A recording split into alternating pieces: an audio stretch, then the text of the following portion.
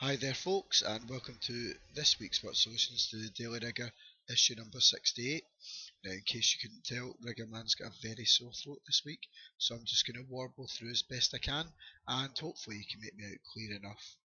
Okay, so our first story, schools celebrating Roald Dahl Day, and interesting fact here, Roald Dahl was a bit of a giant himself, standing at 6 feet 6 inches tall. So the BFG was 24 feet tall. So how much taller was the BFG than Roald Dahl in feet and inches first of all? So for part A, we can do the 24 feet, take away the 6 feet part of Roald Dahl's height. That leaves us with 18 feet of a difference. So we're going to include 17 of those feet in our answer, and we've got 1 foot left over, which we're going to take away the 6 inches from. So if 1 foot is 12 inches, well, we can just do 6 away from 12, and that gives us the remaining bit of 6 inches.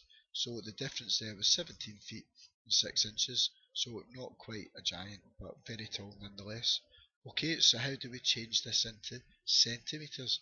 Well, 1 foot is 30.48 centimetres, and we've got 17 feet, so we can do 17 times 30.48 first of all. So 1 inch is 2.54 centimetres, so we can add 6 times 2.54. That gives us a final answer with 533.4 centimetres. So can we change this to metres with no information in the table?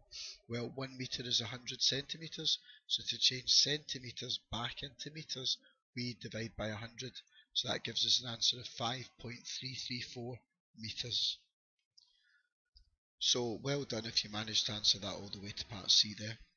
Okay, so our second story, so our health and well-being story, could we live in a flat like this?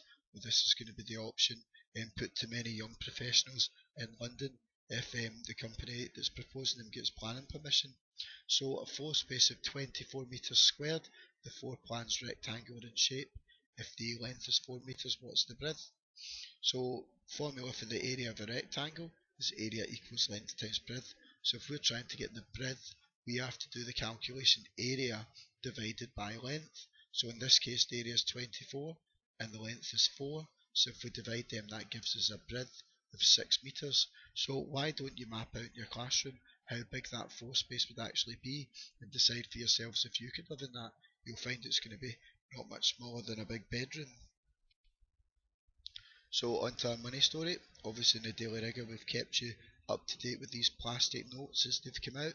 So this is now the £10 Jane Austen plastic note coming into circulation. So interesting stat here, £10 from 1817 when Jane Austen died equates roughly to £786 in today's money. So how much would £5 from 1817 be worth in today's money? Well, of course, £5 is half of £10, so we just need to half the 786. So a fiver back in 1817 would be worth £393 today. So what about the equivalent of 20 pence? Because of course they didn't have 20p coins back then. Well, first of all, we can divide the 786 by 10, and that gives us the value of £1 from 1817 in today's money. So 5 20 pences make up a pound, so we can actually divide that by 5 as well. So 20 pence in 1817 would be worth £15.72 today. Wow, so next time Gran or Grandpa gives you 20 pence, don't be so quick to turn it down, because if it was 1817, just imagine how many Freddos you can buy with that. Fantastic. Okay, so on to our last story, the technology story. So the iPhone X is on sale from the 3rd of November. And before you get too excited and ask Santa for one, be aware that it is going to cost £999 in the UK. And then interestingly enough, it's going to cost $999 in the US. So how much would you save if you happened to be on holiday in America and bought it over there?